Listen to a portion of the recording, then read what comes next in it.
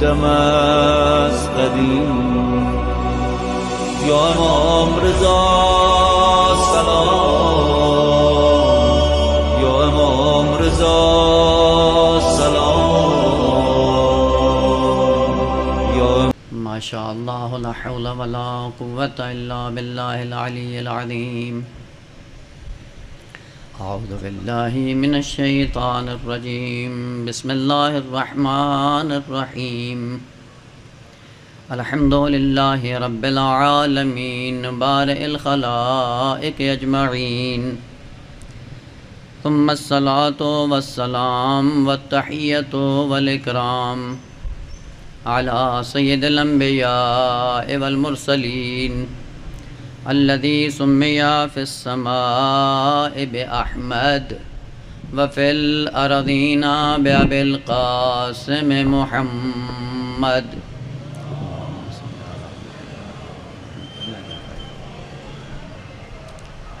وعلى أهل بيته الطيبين الطاهرين المعصومين الذين أذهب الله عنهم الرجس وطهرهم تطهيرا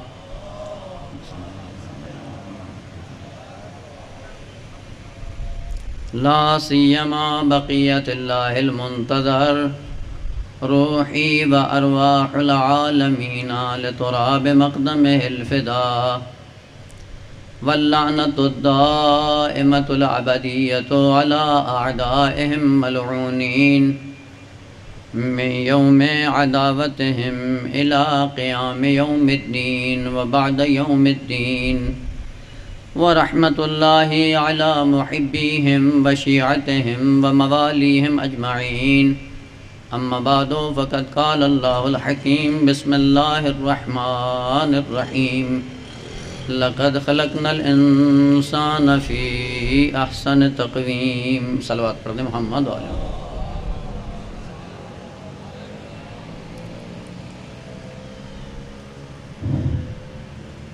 قرآن مجید کی یہ معروف اور مشہور آیہ مجیدہ جس کو آغاز سخن سے آپ کے سامنے تلاوت کیا ہے، اسی ایک مختصر سی آیت میں خداوند عالم نے انسان کی حقیقت کو کھول کر بیان کیا کہ انسان کیا ہے اور اس کا مقصد کیا ہے، اس کو جانا کہاں تک ہے، اور اس مقصد تک جانے کے لیے راستہ کیا ہے، اور آخری بات یہ تھی کہ آیا وہ راستہ تنہا چل کر اپنے مقصد کو پا سکتا ہے یا اس کو ہادی و رہنما کی ضرورت ہے. کچھ معروضات بیان کیے تھے ترتیب کے ساتھ کہ مقصد انسان لقائے پروردگار ہے، بہشت مقصد انسانی نہیں ہے، کمائیں کہ جہنم بھی مقصد انسانی نہیں ہے، لقائے پروردگار ہے مقصد انسانی. اور اس مرحلے تک جانے کے لیے خداوند عالم نے بیچ میں کچھ سٹیپ ایسے رکھ دیے ہیں کہ جن سے انسان کے اندر ترغیب پیدا ہو، شوق پیدا ہو جائے، اور شوق کی وجہ سے انسان اپنے مقصد میں کامیاب ہو سکے. اسی شوق کا نام ہے بہشت یا اسی خوف کا نام ہے جہنم. ممکن ہے شوق کے سائے میں آ جائے اور ممکن ہے خوف کے سائے میں آ جائے. عرض کیا تھا کہ مقصد اور ہے، فائدہ اور ہے. جس عزاداری میں آپ تشریف فرما ہیں، اس عزاداری کا ایک فائدہ ہے اور اس عزاداری کا ایک مقصد ہے. ہم فوائد کے پیچھے تو بہت ہوتے ہیں، فوائد مل بھی جاتے ہیں، لیکن مقصد عزاداری زندہ نہیں ہوتا. اور اے کاش کہ ہم ان فوائد عزاداری سے بالاتر ہو کر مقصد عزاداری کی طرف اگر گامزن ہوتے تو آج دنیا میں مکتب تشیع کی حالت یہ نہ ہوتی. فائدہ کیا ہے عزاداری کا؟ اب وہ پڑھنے والے کی جیب گرم ہو جاتی ہے، بانی کا نام بن جاتا ہے، سننے والوں کو تبرک مل جاتا ہے. اس سے بالاتر ہم کبھی سوچتے نہیں ہیں اور اسی میں ہی الجھے ہوئے ہیں. اور یہی جو فائدہ عزاداری کا وہ تبرک کی صورت میں ہو، وہ چاول کی صورت میں ہو، وہ نیاز کی صورت میں ہو، یا بانی کے نام کی صورت میں ہو. اور پھر ہوتا بھی ہے کہ جو پڑھنے والا ہے وہ بیچارہ بھی آ کے بانی کی چاپلوسی کرتا ہے، بانی پھر ان کی چاپلوسی کرتا ہے، خدا نظر ہی نہیں آتا اس میں۔ صلوات پڑھنے محمد و آل محمد کی ذات۔ لیکن یہ یاد رکھ لیں کہ جو عزاداری کا فائدہ ہے بنام تبرک، اگر دنیا میں مل جائے یہ نیاز، چاول، پیسہ، ٹکا ہے، اور اگر آخرت میں یہ تبرک مل جائے اسے بہشت کہتے ہیں۔ یہ ہے تبرک ہی، لیکن مقصد عزاداری کیا ہے وہ نہ پورا ہوتا ہے، اور نہ اس میں کوئی خطیب بیان کرتا ہے، اور نہ سننے والوں کی خواہش ہوتی ہے کہ ہم بھی مقصد عزاداری کو سن سکیں۔ بہرکیف خداوند عالم نے مقصد تک بلانے کے لیے بیچ میں فائدے رکھ دیے، اور اس فائدے کو دیکھ کر انسان اپنے مقصد کی طرف آنے لگتا ہے۔ اور اگر یہ فائدہ نہ ہوتا تو شاید کوئی بشر معصومین کے علاوہ اکا دکا کوئی نظر آتا جو عبادت کرتا خدا کی، وإلا اکثریت ایسی تھی کہ جو عبادت کرنے والی نہیں تھی۔ یہ فائدہ اور مقصد اس لیے بیان کیا خداوند عالم نے کہ مقصد تک پہنچانے کے لیے بیچ میں اس انسان کے لیے کچھ ترغیب اور کچھ شوق پیدا کرنے کے لیے چیزیں رکھ دیں۔ اسی شوق اور ترغیب کا نام ہے بہشت۔ دیکھیں، مثال کے ذریعے اگر بات کو پہنچانا چاہوں تو انشاءاللہ وہ مثال جب تک ذہن میں رہے گی مطلب ذہن سے نہیں نکلے گا۔ یہ بچے ہیں گھر میں، ہر ایک کے گھر میں، جن کے گھر میں نہیں ہیں خداوند عالم ان کی گودیاں آباد کرے۔ بچے ہیں چھوٹے چھوٹے، کبھی ضد کرتے ہیں، کھانا نہیں کھاتے۔ توجہ میری طرف رہے، بچے چھوٹے چھوٹے کبھی گھر میں ضد کرتے ہیں، کھانا نہیں کھاتے۔ جب کھانا نہ کھائیں تو پھر ماں کا رول کچھ اور ہوتا ہے، باپ کا رول کچھ اور ہوتا ہے۔ توجہ ہے؟ چونکہ وہ بچہ ہے، نابالغ ہے، اس کو نہیں پتا کہ اس کھانے کے اندر میری حیات ہے، اس کھانے کے اندر میری زندگی ہے، اسی کھانے کے اندر میری بقا ہے۔ ضد کر دیتا ہے، نہیں کھاتا ہے۔ پھر ماں آگے بڑھ کر ایک کام کرتی ہے کہ بیٹا تم یہ کھانا کھا لو، میں تمہیں ٹافی دوں گی۔ اب وہ ٹافی کے لالچ میں جتنا ہوتا ہے سارا گلے سے نیچے اتار لیتا ہے۔ اب ماں سے پلٹ کے پوچھیں بھئی یہ کھانا جو کھلا رہی ہو یہ ٹافی کی وجہ سے ہے؟ کہتی نہیں، وہ نابالغ ہے، سمجھتا نہیں ہے، ٹافی کے جھانسے میں آ کر یہ گلے سے لقمہ اتارے گا، اس کی حیات کا سبب ہو جائے گا۔ خداوند عالم نے بھی ایسی ٹافیاں رکھی تھیں اس بشر کے لیے جو نابالغ ہے کہ تم آؤ نماز پڑھو، حور العین دوں گا، نماز پڑھو تمہیں جنت کی نعمتیں دوں گا۔ اب جب نعمتوں کی باری آتی ہے تو پھر مصلی عبادت پہ آ جاتا ہے۔ تو خدا نے کہا کہ یہ ٹافی کے لالچ میں ہی صحیح، جب یہ اپنا سر سجدے میں رکھے گا اس کی حیات اور بقا کا سامان ہو جائے گا۔ یا علی۔ اور دوسرے رخ کو بھی ذرا دیکھ لیں کہ باپ آتا ہے جب بچے کو آنکھ دکھاتا ہے کہ بیٹا کھاؤ ورنہ تھپڑ لگے گا۔ اب وہ تھپڑ کے ڈر میں کھانا اپنے گلے سے نیچے اتار لیتا ہے۔ تو باپ سے پوچھیں بھئی یہ خدا نے اولاد اس لیے دی ہے کہ اس کو مارنا ہے، ذبح کرنا ہے؟ کہتے ہیں نہیں، یہ بچہ ایسا ہے کہ اگر اس کو خوف نہ دلایا جائے یہ اپنی حیات کا سامان اپنے گلے سے نیچے نہیں اتارے گا۔ تو خداوند عالم نے بھی اس انسان کے لیے جو ذاتاً لالچی بھی ہے اور ڈرپوک بھی ہے، اس انسان کو مقصد حیات تک بلانے کے لیے خداوند عالم نے جہنم کو رکھا، کہا کہ اگر نہیں پڑھو گے تو جہنم چلے جاؤ گے، اور انسان یہ جہنم کے خوف سے آ کر اللہ کی عبادت کرنا شروع کرتا ہے۔ اسی لیے معصوم نے فرمایا کہ عبادت کرنے والے 3 قسم کے لوگ ہیں۔ بعض وہ ہیں جو جنت کے لالچ میں عبادت کرتے ہیں، کہا یہ تاجروں والی عبادت ہے، اور کہا بعض وہ ہیں جو جہنم کے خوف سے عبادت کرتے ہیں، کہا یہ غلاموں والی عبادت ہے، اور بعض وہ ہیں جو اللہ کو لائق عبادت سمجھتے ہوئے عبادت کرتے ہیں۔ کہا فرمایا تلک عبادت الاحرار، یہ آزاد لوگوں کی عبادت ہے۔ ایک صلوات پڑھ دیں محمد و آل محمد کی ذات پہ۔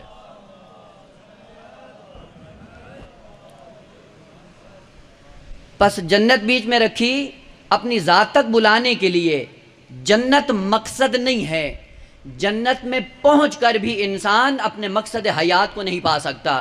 اسی لیے امام باقر علیہ السلام سے کسی نے آ کے سوال کیا، مولا جتنے بھی اہل بہشت بہشت میں ہوں گے ان کی حالت کیا ہوگی؟ معصوم نے فرمایا سب کے لیے یوم الحسرت ہوگا۔ یوم الحسرت کا مطلب یعنی انسان ہمیشہ جب اپنے سے بالاتر کو دیکھتا ہے تو ایک حسرت کی انگلی اپنے منہ میں ڈال کے کہتا ہے کاش میں یہاں پہ ہوتا، کہ بہشت میں جتنے بھی ہیں سارے کے سارے حسرت کا شکار ہوں گے۔ اور وہ کس لیے؟ کہا کہ خداوند عالم نے جو زندگی دی تھی، اس زندگی میں انسان کتنے کمالات تک پہنچ سکتا تھا، لیکن زندگی کو گوا کے یہاں پہ آ بیٹھا ہے۔ بہشت میں پہنچنے کے بعد بھی انسان کامیاب نہیں ہے، کیوں؟ چونکہ مقصد کا حصول نہیں ہے۔ قرآنی 2 آیات اور آپ کی زحمت تمام۔ خداوند عالم نے قرآن کے اندر پوری بہشت کی جو حقیقت ہے وہ 2 آیات کے ضمن میں بیان کی ہے۔ ایک کہ بہشت شروع ہوتی ہے، پہلا مرتبہ بہشت کا، ابتدائی ترین مرحلہ بہشت کا کیا ہے؟ جنت المأوا۔ بہشت جہاں سے شروع ہوتی ہے، پہلے درجے کو، بہشت کے درجے کو جنت المأوا کہتے ہیں۔ ذہن میں یہ الفاظ رکھتے رہیں، کام آئیں گے کسی وقت۔ اور آخری درجے کا نام ہے جنات الفردوس۔ پہلا مرتبہ جنت المأوا اور آخری درجہ بہشت کا جنات الفردوس۔ اور قرآن نے ان دونوں مراتب کے لیے جو کلمے کا انتخاب کیا وہ فرمایا وَجَنَّةُ الْمَأْوَى نُزُلًا وَجَنَّاتُ الْفِرْدَوْسِ نُزُلًا، کہ جنت المأویٰ بھی انسان کے لیے منزل ہے اور جنات الفردوس بھی انسان کے لیے منزل ہے۔ 2 کلمے اسی کی خوبصورتی انشاءاللہ بیان کر کے اگر فرصت ہوئی تو آگے بڑھاؤں گا کلام کو، وإلا یہیں پہ آپ کی زحمت تمام کر دوں گا۔ اور جنت المأویٰ اور جنات الفردوس کے بیچ میں کتنے مراتب ہیں، کتنے درجات ہیں؟ معصوم فرماتے ہیں کہ 40,000 مراتب ہیں جنت المأویٰ سے لے کر جنات الفردوس تک، بیچ میں 40,000 مراتب ہیں۔ اور جس کا جتنا عمل ہوگا اسی عمل کے اعتبار سے جنت المأویٰ سے لے کر جتنا جتنا عمل ہوگا، جتنی جتنی معرفت ہوگی، معرفت اور عمل کے سائے میں بہشت کے درجات بدلتے رہیں گے۔ وہ ایک کیٹیگری میں تو نہیں ہوتا نا انسان، ظاہر سی بات ہے جس طرح کسی نے خلوص سے عمل کیا ہوگا اسی اعتبار سے جنت کے مراتب بدلتے رہیں گے۔ اور وہ جو 40,000 مراتب ہیں بہشت کے، جنت المأویٰ سے شروع ہو کے جنات الفردوس پہ ختم ہو جاتے ہیں۔ بہشت ساری کی ساری یہی ہے۔ اور عموماً یہاں پہ ہوتا بھی ہے، عموماً یہ اعلان بھی سننے میں آتے ہیں، اگر کوئی امام بارگاہ میں کوئی پیسہ دے دے، یہاں پہ بھی ہوگا یہی سلسلہ، یا کوئی کسی نے مسجد میں پیسہ دے دیا تو کیا کہتے ہیں جی فلاں مرحوم کو خدا جنت الفردوس میں جگہ عطا فرمائے۔ اور ہمارا آخری مقصد یہی ہوتا ہے، چونکہ اس کے بعد معرفت ہی نہیں ہے۔ جب معرفت نہیں ہے تو آدمی مانگتا وہی ہے نا جس کا پتہ ہوتا ہے، وہ جس چیز کی معرفت نہیں ہوتی وہ مانگتا بھی نہیں ہے۔ وہ ظاہر سی بات ہے جب معرفت ہی نہیں ہے کسی مرتبے کی تو بالاتر کا مرتبے کی خواہش بھی نہیں کرتا۔ سورہ رحمان میں ہے کہ جب بہشت میں جائیں گے، ساری بہشت کی خصوصیت ہے کہ جنت المأویٰ سے لے کر جنات الفردوس تک ہر بہشتی کے گھر میں جو قالین بچھا ہوگا اس کے لیے تعبیر قرآن کی یہ ہے بطائنها من استبرق۔ بطائن باطن کی جمع ہے، باطن کہتے ہیں قالین، دیکھا ہے نا، قالین کا ایک اوپر والا حصہ ہوتا ہے اور ایک نیچے والا ہوتا ہے، اس نیچے والے حصے کو کہتے ہیں بطائن۔ ظاہر سی بات آپ نے دیکھا ہوگا قالین جن کے گھروں میں اوپر والا نرم ہوتا ہے اور نیچے والا حصہ سخت ہوتا ہے، کوئی اتنا اچھا نہیں ہوتا۔ قرآن یہ فرماتا ہے کہ بہشتی جب بہشت میں آئیں گے اور جن قالینوں پہ یہ بیٹھیں گے ان قالینوں کی خصوصیت یہ ہے کہ اگر نیچے دیکھو تو نیچے ان کا ابریشم ہوگا۔ اب اوپر کیا ہوگا خدا نے ذکر نہیں کیا، کہ وہ تمہارے تصور میں آ ہی نہیں سکتا جب تک کہ خود دیکھ نہ لو۔ اور ظاہر سی بات ہے خدا جتنی حد تک ہو سکتا تھا سمجھانے کے لیے کہا بطائنها من استبرق، اور اوپر والا حصہ کا تمہارے تصور میں بھی نہیں آ سکتا، کہا ملے گا کن لوگوں کو؟ 2 لوگوں کو وہ نعمتیں ملیں گی۔ ایک کون ہے؟ کہا جو نماز تہجد پڑھتے ہیں ان کے لیے خدا نے یہ مقرر کیا ہے، اور دوسرے وہ لوگ جو حسین کی عزاداری کو مقصد کی خاطر اپناتے ہیں۔ عجیب بات ہے، خداوند عالم نے جو نعمتیں رکھی ہیں اور ان نعمتوں کا انسان تصور کر لے تو اصل انسان کی جان اپنے قبضہ قدرت میں نہیں رہتی۔ باہر کا جنت المأویٰ بہشت وہاں سے شروع ہوتی ہے، جنات الفردوس پہ ختم ہو جاتی ہے، اور قرآن نے کہا یہ جنت المأویٰ بھی آپ کے لیے نزل ہے اور جنات الفردوس بھی تمہارے لیے نزل ہے۔ عرض کیا تھا شروع میں کہ قرآن کے کلمات اتنے خوبصورت ہیں کہ جہاں پہ کلمہ بدل جاتا ہے معنی بدل جاتا ہے، جہاں پہ حرکت بدل جاتی ہے معنی بدل جاتا ہے۔ کہ یہ جنت المأویٰ بھی انسان کی منزل ہے اور جنات الفردوس بھی منزل ہے، نہ وہ مقصد ہے نہ یہ مقصد ہے۔ مقصد اور منزل میں فرق کیا ہوتا ہے؟ آپ عموماً پڑھتے رہتے ہیں، امام حسین علیہ السلام جب مدینے سے چلے کربلا تک پہنچنے کے لیے امام علیہ السلام نے کتنی منزلیں طے کیں؟ اب وہ سوال یہ نہیں ہے کہ آپ کو بتانا ہے، فقط یہ معنی ذہن میں اتارنے کے لیے سوال کیا، کتنی منزلیں طے کی امام نے؟ منزل کس کو کہتے ہیں؟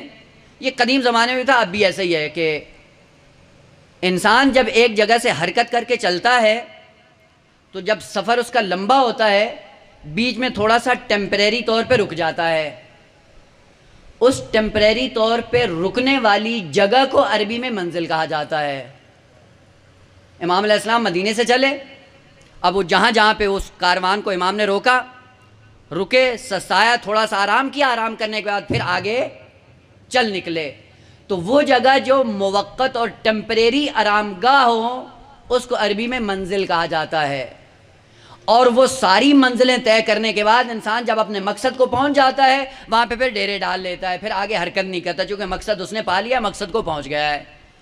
اگر یہ جنت انسان کے لیے مقصد ہوتی تو قرآن کہتا کہ جنت المأویٰ بھی تمہارا مقصد ہے اور جنت الفردوس بھی تمہارا مقصد ہے، لیکن مقصد کا کلمہ استعمال نہیں ہوا، کہ یہ نزل ہے، یہ منزل ہے تمہاری۔ اور منزلیں وہ ہوتی ہیں جو موقت ہوتی ہیں، ٹیمپریری ہوتی ہیں، تھوڑا سا آرام کر کے آگے جانے کے لیے ہوتی ہیں۔ اور کہا کہ یہ انسان جو دنیا میں آیا تھا، جس کو میں نے اپنی ذات تک بلایا تھا، اور میری ذات کا سفر تھا ایک طویل، اور اس لمبے سفر میں یہ میرا مہمان کہیں تھک نہ جائے، اس کی تھکاوٹ کو دور کرنے کے لیے میں نے جنت کا اہتمام کیا ہے۔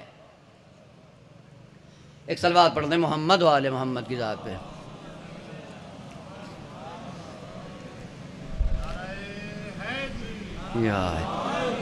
یہ منزلیں عزیزان محترم، ہر منزل پہ رک کے تھوڑا سا زاد راہ اٹھا کر پھر مقصد کی طرف جانا ہے، لیکن وہ لوگ جو منزلوں پہ ڈیرے ڈال لیتے ہیں وہ منزلوں کے ہی ہو کے رہ جاتے ہیں، وہ مقصد تک نہیں پہنچ پاتے۔ اور دوسری خوبصورتی اسی لفظ کے اندر کہ اگر یہ منزل ہی ہے تو خدایا قرآن میں لفظ منزل استعمال کر دے، کیوں لفظ نزول کا انتخاب کیا؟ جب منزل ہی ہے تو کہے تو جنت المأویٰ بھی منزل ہے، توجہ ہے نا، اور جنات الفردوس بھی منزل ہے۔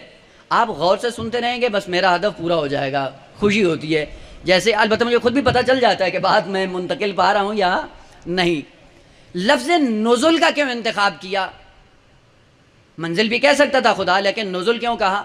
عربوں کے اندر ایک رسم تھی، رائج تھا یہ طریقہ کار، البتہ ہمارے ہاں بھی کم و بیش یہی ہوتا ہے کہ جب کوئی، ویسے بھی آپ کو پتہ ہے کہ عرب قوم، اور اس میں کوئی شک نہیں ہے کہ عرب قوم مہمان نواز قوم ہے، اور آپ اربعین پہ جا کر دیکھ سکتے ہیں کہ عراقی قوم کیسی، ہم وہ سوچ بھی نہیں سکتے جو وہ کر جاتے ہیں۔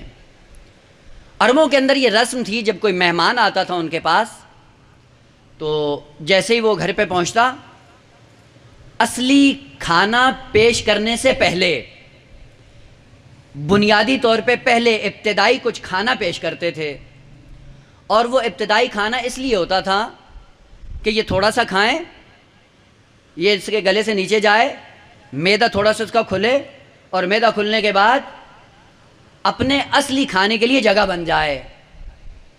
اس ابتدائی کھانے کو عربی میں نزول کہا جاتا ہے، توجہ ہے۔ ماہ مبارک میں انسان صبح سے لے کے شام تک کا بھوکا ہوتا ہے، اور جو ڈاکٹری اصول ہیں، صحت مند قوانین ہیں، ان کے مطابق انسان جب افطار کا ٹائم آتا ہے تو کیا کرے؟ کہتے ہیں تھوڑا سا سوپ پی لیں جی۔ سوپ میں کیا ہوگا؟ چونکہ پورے دن کا معدہ بند ہے، سوپ پئیں گے تو معدہ کھل جائے گا، اس کے بعد پھر اصلی کھانا کھائیں، صحت مند بھی رہیں گے۔ لیکن افسوس یہ ہے کہ ہم چٹپٹی چیزوں کے اتنے عادی ہیں کہ بس وہی تیل کی چیزیں اتنی ابال کے اور وہ ساری تل ول کے اتنا گند کھا جاتے ہیں کہ اصلی کھانے کی باری ہی نہیں آتی ہے۔ نزول اس کھانے کو کہا جاتا تھا جو مختصر سا ہو اور کھانے کے بعد انسان کی بھوک کو بڑھا دے، اس کو کہا جاتا تھا عربی میں نزول۔ کتنی خوبصورت تعبیر ہے قرآن کی، کہ جنت المأویٰ بھی نزول ہے تمہارے لیے، اور جنات الفردوس بھی نزل ہے تمہارے لیے، یہ ابتدائی کھانا ہے تمہارے لیے، اور یہ ابتدائی کھانا اس لیے ہے کہ تمہاری بھوک کو بڑھایا جائے اور اصلی مقصد کی طرف تمہیں گامزن کیا جائے جو خداوند عالم کی لقاء ہے اور اس کی ملاقات ہے، وہاں تک جانے کے لیے اس انسان کو تیار کیا جا رہا ہے۔ یہ جنت المأویٰ بھی ابتدائی کھانا اور جنات الفردوس بھی ابتدائی کھانا۔ تو بھائی یہ کیسے ہو گیا جنت المأویٰ بھی سب کو یا جنت الفردوس بھی سب کو کرنا؟ ایسا نہیں ہے۔ کیا کہتے ہیں؟ جیسا مہمان ویسا اہتمام۔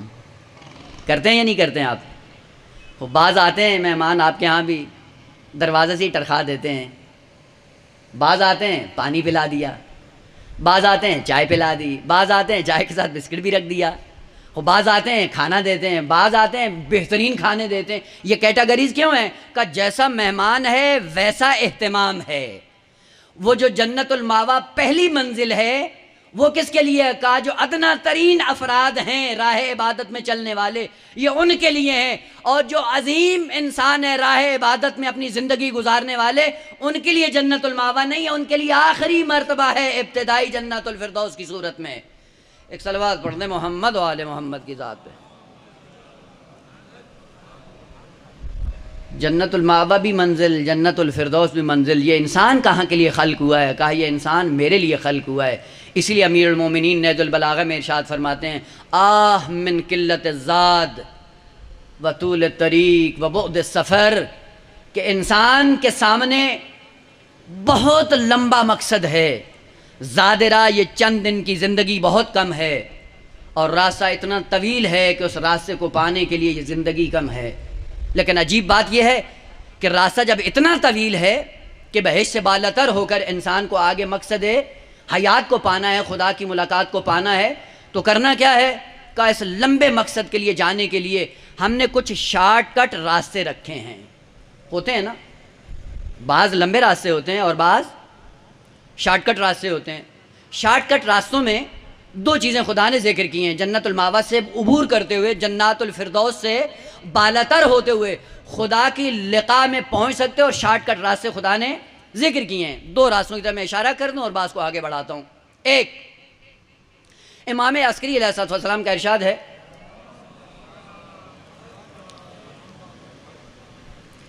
معصوم فرماتے ہیں ان الوصول الی اللہ سفر،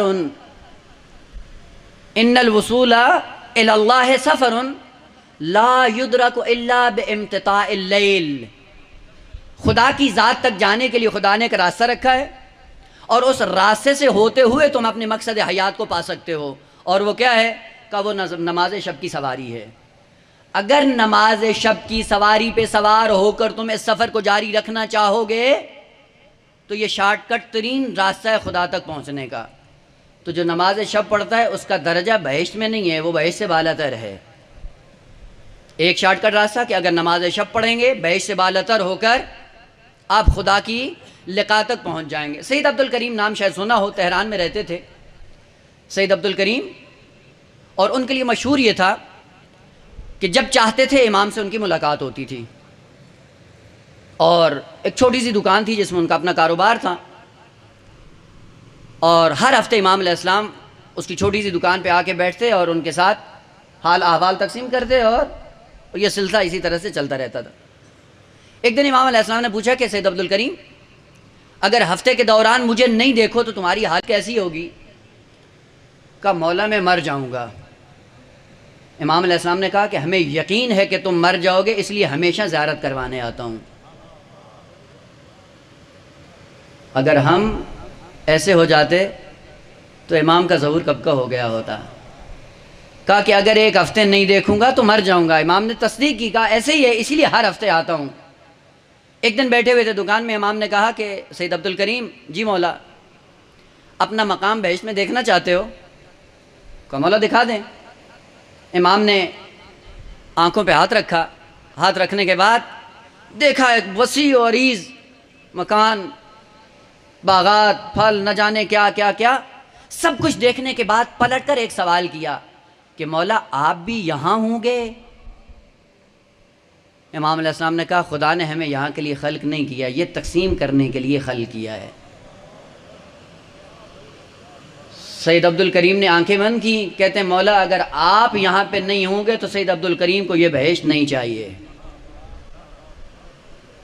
شارٹ کٹ راستے جو خدا نے ذکر کیے، ایک کا نماز شب ہے، دوسرا کیا پڑھتے رہتے ہیں انا انزلناہ فی لیلۃ القدر وما ادراک ما لیلۃ القدر لیلۃ القدر خیر من الف شہر۔ لیلۃ القدر کیا ہے؟ 1000 مہینوں سے افضل ہے۔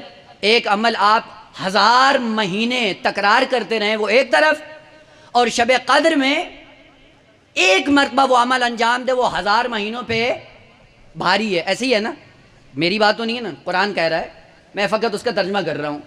ایک عمل اگر نماز شب قدر میں کیا تو 1000 مہینوں پہ بھاری پڑ جاتا ہے۔ امام صادق علیہ السلام فرماتے ہیں الفاطمہ ہی لیلۃ القدر من عرفہا فقد ادرک لیلۃ القدر۔ ہماری جدہ لیلۃ القدر ہے، جس نے ہماری جدہ کی معرفت حاصل کر لی اس نے لیلۃ القدر کو پا لیا۔ تو میں یہ کہتا ہوں کہ اگر شارٹ کٹ راستہ تلاش کرنا ہے لقائے پروردگار تک جانے کے لیے تو فاطمہ کی معرفت حاصل کرو۔ اگر سیدہ کی معرفت ہو گئی، معرفت کے بعد ہر عمل 1000 مہینوں پہ بھاری ہوگا۔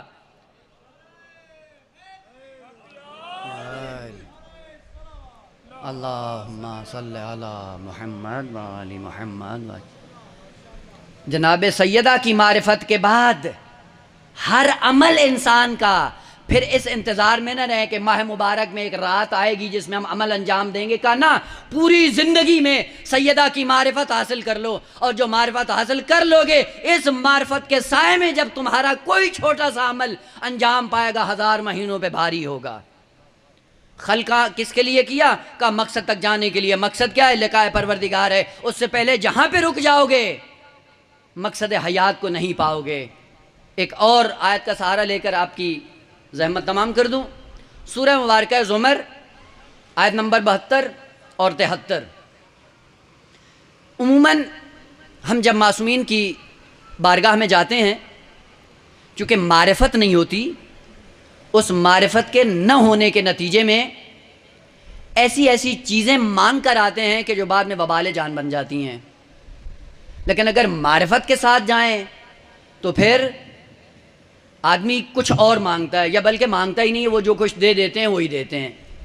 جو کربلا گئے ہیں ان کو پتہ ہوگا کہ امام علیہ السلام کی ذریعے کے ساتھ امام کی نسل سے ایک ابراہیم مجاب جو زیارت کے لیے گئے ان کو پتہ ہوگا۔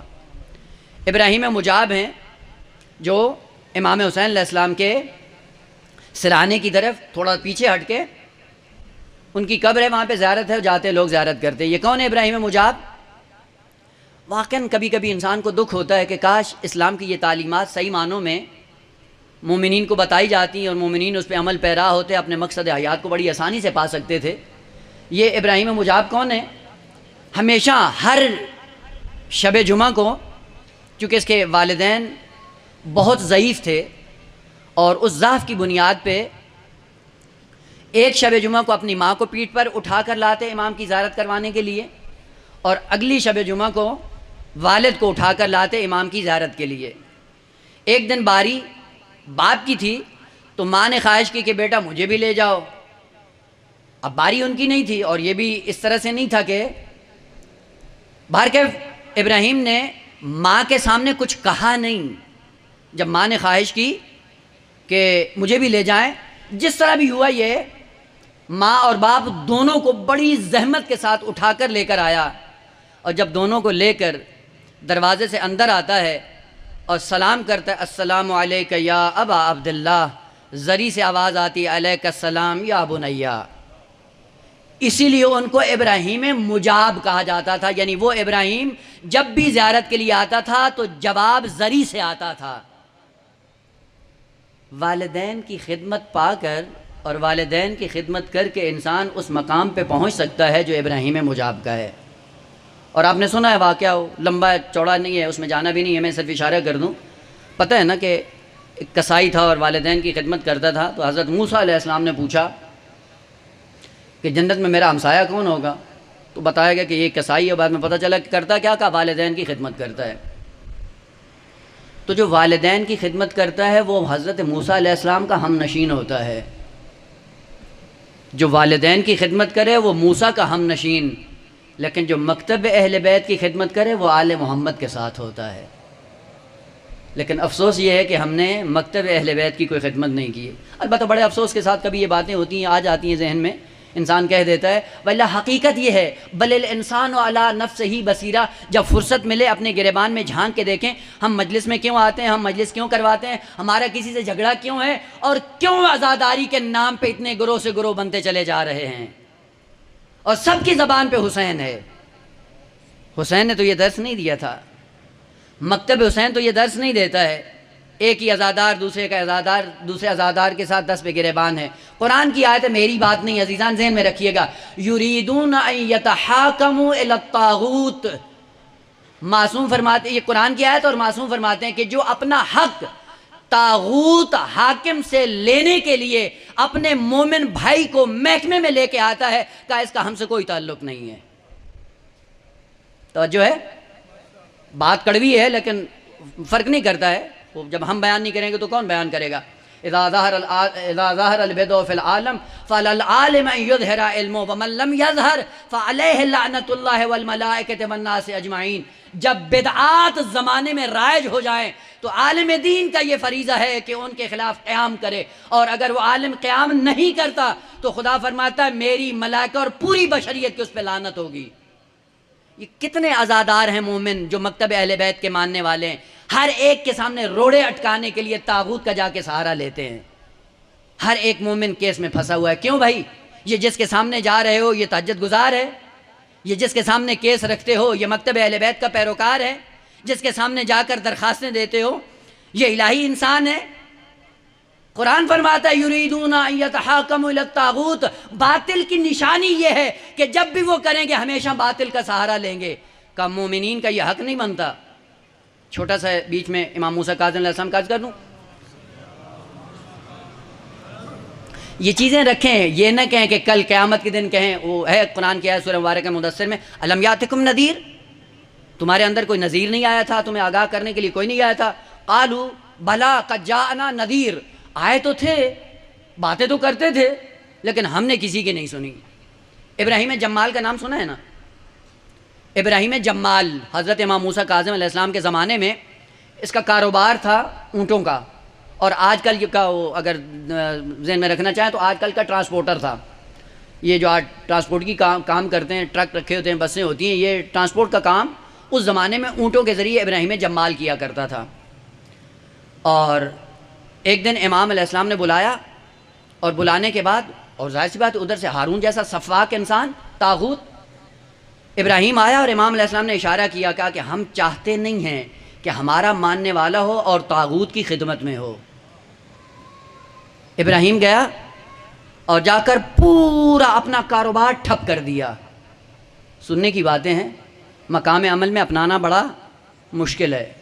ہم 1 ٹکا عزاداری کے لیے خرچ کرنے کے لیے تیار نہیں ہیں، اور یہ سمجھتے ہیں کہ شاید ابراہیم جمال کی طرح امام موسیٰ کاظم علیہ السلام کے ماننے والوں میں سے آ جائیں گے. بہت مشکل ہے، یہ راستہ بہت سنگین ہے. گیا، اس نے سارا کاروبار ٹھپ کر دیا. اور امام علیہ السلام نے جب کہا کہ پتہ ہے کیوں کہہ رہا ہوں؟ کہ نہیں مولا. کہا جب تم اونٹ ادھار پہ دیتے ہو تو ادھار پہ دینے کے بعد تمہارا یہ دل کرتا ہے کہ جب تک تیرا ادھار وہ نہ دے دے تب تک وہ زندہ رہے؟ کہا ہاں مولا، دل تو کرتا ہے، پیسہ ہے، پراپرٹی اپنی لگائی ہوئی ہے، کاروبار ہے، تو دل تو کرتا ہے. کہ جو شخص بھی ہمارے ماننے والوں میں سے ہمارے طاغوت کی زندگی کی اتنی بھی دل میں نیت کرے کہ اس کا ہمارے ساتھ کوئی رابطہ نہیں ہے.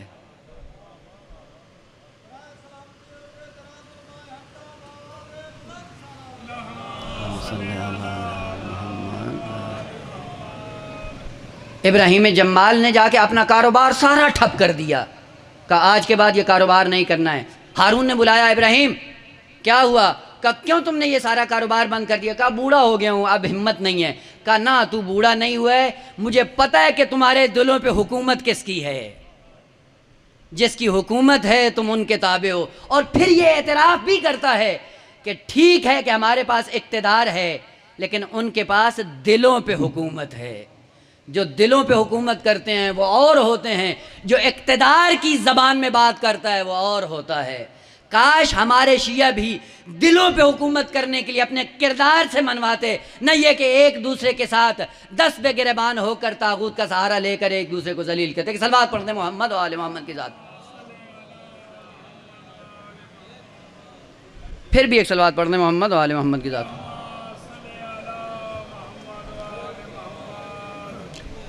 سورہ مبارکہ زمر، آخری بات، آیت نمبر 72 اور 73 بڑی غور طلب آیات ہیں۔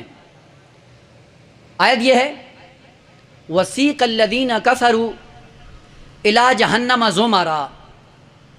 سیق، سائق، سین، الف، حمزہ اور قاف دو نقطے والا سائق، اس کے مقابلے ہے قائد۔ یہ تو لفظ سنا ہوا ہے، قائد جو قیادت کرتے ہیں، رہنما لیڈر ہوتے ہیں، یہ لفظ سنا ہوا ہے۔ قائد جو آگے سے خود پہلے چلتا ہے، پھر پیچھے چلنے والوں کو اسی جگہ کی دعوت دیتا ہے جہاں پہ وہ خود پہنچا ہوا ہوتا ہے۔ یعنی پہلے وہ طے کرتے ہیں، طے کرنے کے بعد پھر دوسروں کو بلاتے ہیں، آؤ جس منزل پہ ہم پہنچے ہیں اس پہ تم بھی آ جاؤ۔ اسی لیے زیارت جامع کبیرہ میں ائمہ طاہرین کی خصوصیات میں سے ایک سب سے بڑی صفت کیا تھی؟ وقادت الامم، آپ امتوں کی قیادت کرنے والے ہو، یعنی کمالات پہ پہلے خود جاتے ہو پھر دوسروں کو بلاتے ہو۔ اور ہمارے ہاں کیا ہوتا ہے؟ جو خطیب حضرات ہیں یا ممبری حضرات ہیں یا تبلیغ کرنے والے ہیں وہ کیا کرتے ہیں؟ وہ تبلیغ اسی کو سمجھتے ہیں کہ شاید یہ باتیں کر کے جانا ہے اور خود عمل نہیں کرنا، اور ہوتا بھی ایسے ہی ہے۔ اور میں نے پہلے بھی اشارہ کیا تھا، فرق نہیں کرتا ہے وہ عالم ہو یا سامع ہو، عزادار ہو، فرق نہیں کرتا ہے، بالآخر جو حق کی بات ہے۔ اگر علماء قائد بن کر اس قوم کی رہنمائی کرتے ہیں تو آج اس امت کی حالت کچھ اور ہوتی۔ قائد جو پہلے کرتا ہے پھر بلاتا ہے، سائق کون ہوتا ہے؟ جو کرتا نہیں ہے، پیچھے سے ہانکتا ہے کہ تم جاؤ ہم یہیں پہ بیٹھے ہیں۔ اور عموماً سائق جانوروں کے لیے استعمال کیا جاتا ہے۔ یہ ہوتا تھا کہ جانور جب چراتے تھے لوگ تو جانوروں کو چرانے کے لیے وہ جو چراتا ہے چرواہا، اس کے ہاتھ میں ایک لکڑی ہوتی ہے، لکڑی سے پھر جانوروں کو ہانکتا ہے، خود پیچھے ہوتا ہے، جانور آگے ہوتے ہیں۔ وہ جو آگے جانوروں کو ہانک کر لے جائے خود پیچھے رہے، عربی میں اس کو سائق کہا جاتا ہے، پیچھے سے ہانکنے والا، لے جانے والا۔ اور جو آگے سے بلائے وہ قائد ہوتا ہے۔ قرآن کہتا ہے وَسِيقَ الَّذِينَ كَفَرُوا، دھکیلا جائے گا، ہانکا جائے گا، پیچھے سے دھکیلنے والے ہوں گے۔ کون؟ ملائکہ، فرشتے ہوں گے۔ وَسِيقَ الَّذِينَ كَفَرُوا، جو کافر ہیں ان کو دھکیلا جائے گا، کدھر؟ اِلَىٰ جہنم، جہنم کی طرف۔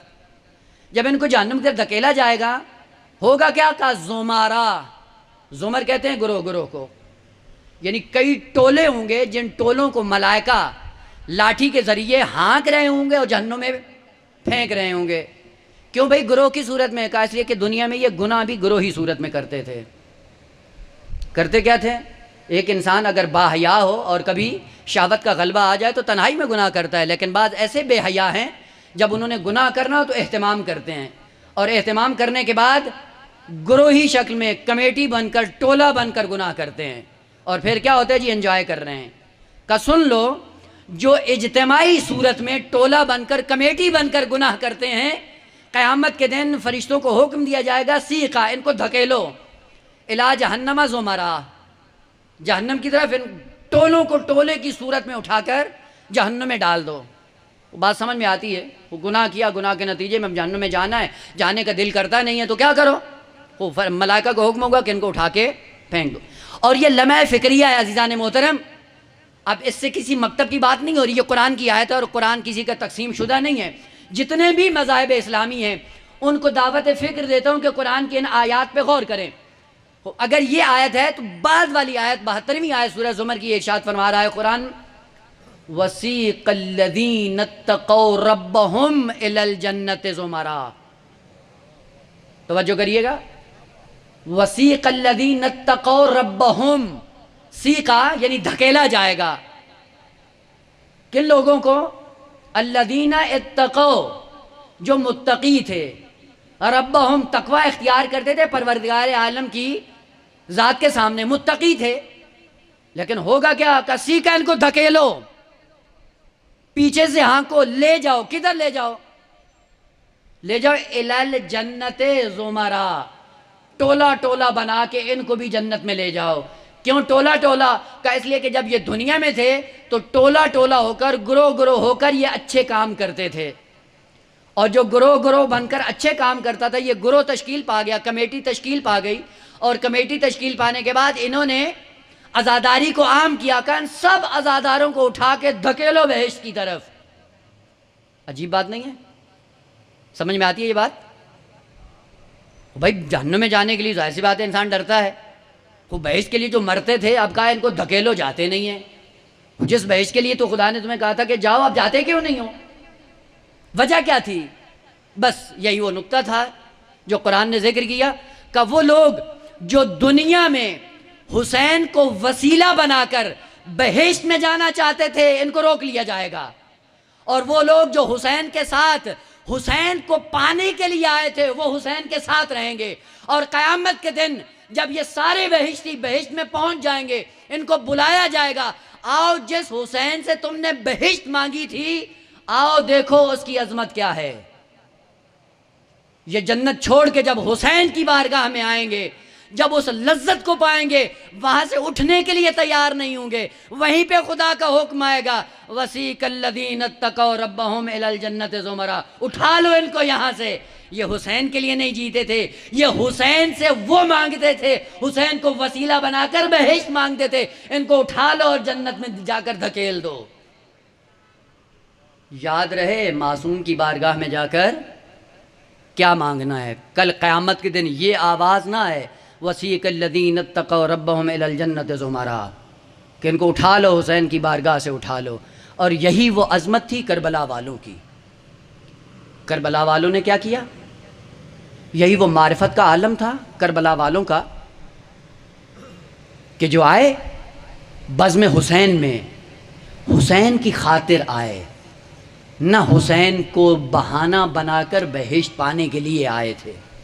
اسی لیے امام نے جب بہشت دے دی کسی ایک صحابی نے بھی مڑ کر بہشت کی طرف نہیں دیکھا، کہا مولا یہ بہشت تو کیا، خدا 70,000 جانیں دے اور آپ پہ قربان کرنے کا موقع ملے تو 70,000 مرتبہ زہرا کے لال پہ قربان ہونے کے لیے تیار ہیں۔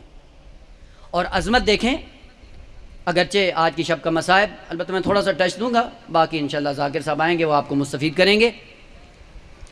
کتنے ایسے تھے کربلا کے اندر جن کی امام علیہ السلام نے چند لمحوں میں تربیت کی، اور اس حد تک تربیت کی کہ مقتل کربلا میں جب انسان مطالعہ کرتا ہے تو ان کا نام ہی نہیں ملتا۔ ویلا آپ نے دیکھا ہے کہ مقتل میں جاتے ہوئے انسان جب مقتل میں جاتا تھا رجز پڑھتے تھے، اور رجز کیا ہوتا تھا؟ اپنا تعارف کرواتے تھے کہ میں کون ہوں، میرا نام یہ ہے، میرا باپ یہ ہے، میں کرتا یہ ہوں۔ لیکن کتنے ایسے صحابی ہیں باوفا امام کے، آپ پوری مقتل کی کتابیں چھان ڈالیں آپ ان کا نام تلاش نہیں کر سکتے۔ کیوں؟ معرفت کا یہ عالم تھا کہ کہیں ایسا نہ ہو کہ امام کے سامنے کہیں ہمارا نام نہ آنے پائے۔ اس حد تک حسین پہ قربان ہوئے کہ اپنا نام تک ہی چھوڑ دیا۔ اور ان میں سے 2 بھائی ہیں، سعد اور ابو الحتوف، یہ ہیں اصحاب کے نام، ذہن میں رکھنا چاہیے، چونکہ ہم فارمیلٹی پوری کرنے کے لیے آتے ہیں، اور فارمیلٹی پوری کیا ہوتی ہے کہ وہی جو ہماری مناسبتیں بنی ہوئی ہیں انہی مناسبتوں کے ذریعے ہم آتے ہیں اور پڑھ کے یا سن کے چلے جاتے ہیں، اس کے علاوہ ہمارا کوئی اور سلسلہ نہیں ہوتا۔ کتنے ایسے شہدائے کربلا ہیں کہ شاید ہم نے نام بھی نہ سنا ہو اپنی زندگی میں۔ سعد اور ابو الحتوف یہ 2 بھائی تھے، لشکر اعداء میں تھے۔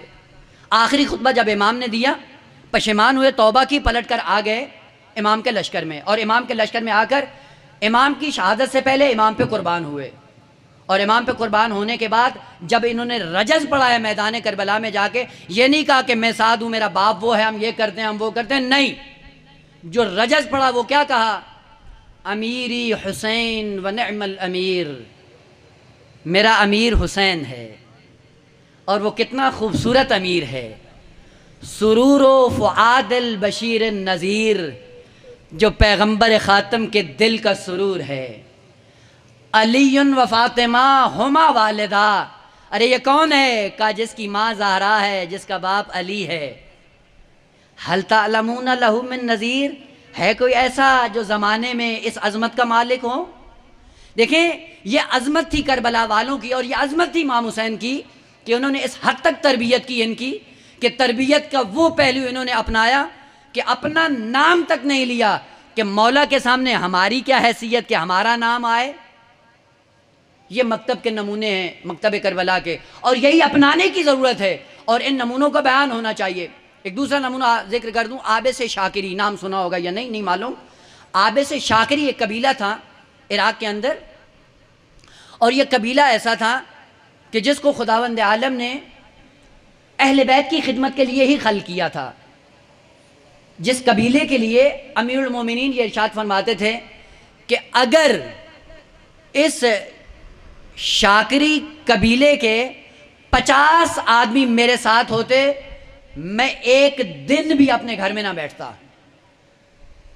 اگر 50 آدمی ہوتے میرے پاس، میں ایک دن بھی اپنے گھر میں نہ بیٹھتا، میں اسی دن قیام کرتا اور اپنا حق لے لیتا۔ اس قبیلے کی خصوصیت، اسی قبیلے کا آدمی بنام عابس شاکری، بہت بڑا دلاور، بہت بڑا دلیر، بہت بڑا بہادر، میدان کربلا میں جب آیا، اور اس کا نام اتنا تھا کہ اس کے نام سے ڈرتے تھے۔ اور تاریخ کربلا میں یہ لکھا ہوا ہے کہ یہ آدمی 3 دفعہ میدان کربلا میں آیا ہے۔ مصائب بھی ہے لیکن ہمیں وہ عبرت کا پہلو لینا ہے۔ پہلی مرتبہ جب آیا، ہاتھ میں تلوار بھی تھی، نیزہ پہ تھا، زرہ بھی تھی۔ جب میدان میں آیا، ساری فوج بھاگ گئی، واپس چلا گیا۔ دوبارہ آیا، تلوار بھی پھینک دی، نیزہ بھی پھینک دیا۔ آیا اور آ کر اس نے رجز پڑھا، اور رجز پڑھنے میں کیا، مگر تم میرے مولا کو قتل کرنے نہیں آئے ہو؟ ہے کسی میں دم جو آئے مقابلے میں؟ تاریخ نے لکھا کوئی نہیں آیا، واپس چلا گیا۔ جب پلٹ کر تیسری مرتبہ آیا، اپنی زرہ بھی اتار دی۔ زرہ بھی اتارنے کے بعد نہتے ہاتھ میدان کربلا میں آتا ہے، اور تاریخ نے یہ لکھا ہے کہ کسی کے اندر دم نہیں تھا کہ اس کا مقابلہ کر کے۔ اور ایسے کتنے تھے کربلا میں کہ جو اس عظمت کے مالک تھے، جو حسین پہ قربان ہونے والے تھے، اس میں بڑے بھی شامل تھے، اس میں چھوٹے بھی شامل تھے۔ انہی میں سے ایک نمونہ اور عرض کر دوں اور آپ کی زحمت تمام کر دوں۔ انشاءاللہ شہادت ہمارے ذاکر صاحب پڑھیں گے انشاءاللہ، اور آپ مصاب ہوں گے، میں ان کا ٹائم نہ لوں۔ البتہ یہ نہ سمجھیے گا کہ شہادت پڑھنا نہیں ہے، پڑھنی بھی آتی ہے، پڑھ بھی لوں گا، لیکن ان کو موقع دوں کہ جناب قاسم کی شہادت وہ پڑھیں گے۔ بس میں تھوڑا سا یہ حق بھی ادا ہو جائے کربلا والوں کا، ایک نام سن لیں اور دعا کریں خدا ہمیں بھی ایسے اصحاب میں شمار کرے۔ سعید ابن عبداللہ حنفی، نام ذہن میں رکھ لیں، سعید ابن عبداللہ حنفی میدان کربلا میں آتا ہے۔ جب آخری وقت آتا ہے نا امام کا، امام نے آ کر یہ آواز بلند کی کہ اے میرے شیروں، کوئی ہے جو میری سپر بنے اور زہرا کا لال 2 رکعت نماز پڑھے؟ اور جتنے موجود تھے سارے پلٹ کر آ گئے امام کے سامنے، انہوں نے دیوار بنا دی، اور دیوار بنانے کے بعد سعید ابن عبداللہ حنفی آگے بڑھتا ہے، اور سعید ابن عبداللہ حنفی آ کر کہتا ہے مولا، ہاتھ جوڑ کے کہتا ہے مولا میرا آپ پہ احسان نہیں ہے، لیکن یہ سپر بننے کا شرف مجھے ہونا چاہیے، اس لیے کہ تمہارے اصحاب میں کوئی بھی ایسا نہیں ہے جو حسین کی محبت میں ہزاروں کلومیٹروں کا فاصلہ طے کر کے آیا ہو۔ کہا وہ کیسے؟ کہا میں کوفے میں تھا، کوفے والوں نے خط لکھے کہ جاؤ حسین کو مکہ میں دعوت دو، میں نے کوفیوں کے خط لیے، امام کی بارگاہ میں مکہ میں آیا، مکہ میں امام کو خط دیے، امام نے خط پڑھے، خط پڑھنے کے بعد مسلم کو اپنا سفیر بنایا۔ مسلم راستہ نہیں جانتا تھا، مسلم کے ساتھ مل کر میں آیا دوبارہ کوفے کی طرف۔ کوفے میں مسلم کے ہاتھ پہ کوفیوں نے بیعت کی، بیعت کرنے کے بعد جب مسلم مطمئن ہو گئے کہ اب کوفیوں نے بیعت کر لی ہے، تو پھر مسلم نے خط لکھا کہ زہرا کا لال، کوفیوں نے بیعت کر لی ہے، آپ آ جاؤ۔ مسلم کا خط لے کر پھر میں مکہ پہنچا، مکے کے بعد پھر میں حسین کے ساتھ مل کر کربلا کی سرزمین پہ آیا ہوں۔ مولا آپ کے جانثارے میں کوئی ایسا ہے جو آپ کی محبت میں اتنا سفر کر کے آیا ہو؟ میں کہوں گا سعید تو نے سفر ضرور کیا ہے لیکن تیرے ساتھ نہ مائیں تھی نہ بہنیں تھی نہ بیٹیاں تھی نہ کسی کو چادر چن رہی تھی نہ کسی کو تماچے لگ رہے تھے، تو اکیلا تھا، سفر کرتا رہا۔ لیکن قربان جاؤں سید سجاد پہ جو سفر بھی کرتا جا رہا ہے، پاؤں میں بیڑیاں، ہاتھوں میں ہتھکڑیاں، گلے میں بھاری دوگ، ارے سر اٹھاتا تو کیا نظر آتا؟ نیزوں پہ سر ہے، ماؤں کے سروں پہ چادریں نہیں۔ ادرکم اللہ۔ سعید سپر بنا، اشقیاء نے امام حسین علیہ السلام پہ تیر برسانا شروع کیے۔ مقتل نے یہ لکھا ہے کہ جیسے ہی کوئی تیر مارتے تھے یہ اپنا جسم آگے کر دیتا اور تیر کو اپنے جسم پہ لے لیتا۔ اتنے تیر کھائے کہ تیر کھانے کے بعد یہ نڈھال ہو کے گر گیا۔ جیسے ہی گرا ایک شقی نے تیر کو کمان میں ڈال کر امام کے چہرے کا نشانہ بنایا۔ سعید کے جسم میں سقط نہ تھی، لیکن سعید نے جب دیکھا کہ جب یہ تیر آ رہا ہے زہرا کے لال کے چہرے پہ کہیں پیوست نہ ہو، کہتا ہے میرے جسم میں سقط نہ تھی، میں نے چہرے کو آگے بڑھایا، تیر کو چہرے پہ لیا، زہرا کے لال کی گود میں گر گیا۔ آواز دی اوفیت یبن رسول اللہ، اے زہرا کا لال کیا میں نے وفا کر دی؟ کہا ہاں تو نے وفا کر دی، میں راضی، میرا نانا راضی۔ انت امامی فی الجنہ، اے سعید قیامت کے دن جہاں حسین ہوگا وہیں سعید ہوگا۔ الا لعنت اللہ علی الظالمین وسیعلم الذین ظلموا ای منقلب ینقلبون رضا بقضائہ وتسلیما لامرہ لا معبود سواک۔ صلوا علی محمد وآل محمد۔